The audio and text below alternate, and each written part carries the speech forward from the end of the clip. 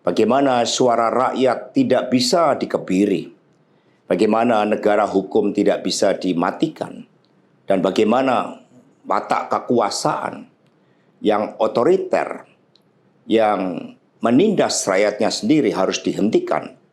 Saya sudah memahami berbagai resiko yang akan saya hadapi.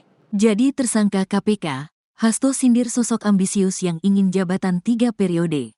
Hasto Kristianto, Sekjen PDIP, Al, Sekjen PDIP yang kini berstatus tersangka, Hasto Kristianto, tampil ke muka publik lewat rekaman video.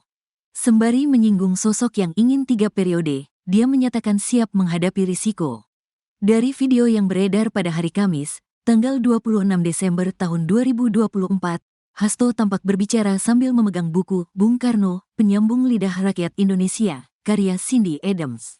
Dalam videonya Hasto mengulas sikap Bung Karno bahwa penjara adalah jalan pengorbanan untuk memperjuangkan cita-cita luhur. Sikap Bung Karno itu dipedomani oleh kader PDIP. Kader PDIP tidak gentar menghadapi sosok dari partainya yang ingin menjabat 3 periode dan pada akhirnya sosok itu dipecat dari partai.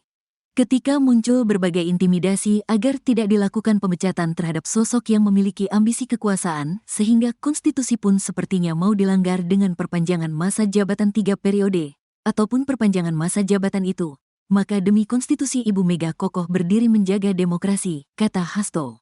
Selain itu, ia kemudian berbicara soal intimidasi oleh aparat penegak hukum. PDIP siap menghadapi intimidasi yang diibaratkannya sebagai tembok tebal kekuasaan itu.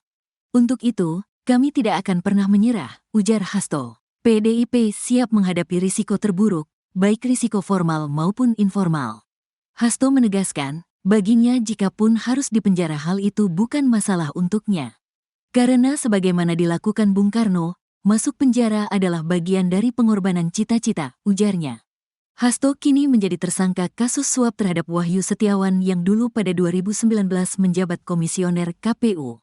KPK menduga Hasto mengupayakan suap agar Harun Masiku bisa lolos masuk DPR lewat mekanisme pergantian antar waktu, PAU, menggantikan Nazarudin Kiemas yang sudah meninggal dunia. Selain menjadi tersangka kasus suap, Hasto menjadi tersangka kasus perintangan penyidikan. Hasto diduga menyuruh merendam ponselnya dan ponsel Harun Masiku, serta menyuruh Harun Masiku kabur. Bahkan hingga kini Harun Masiku masih jadi buron.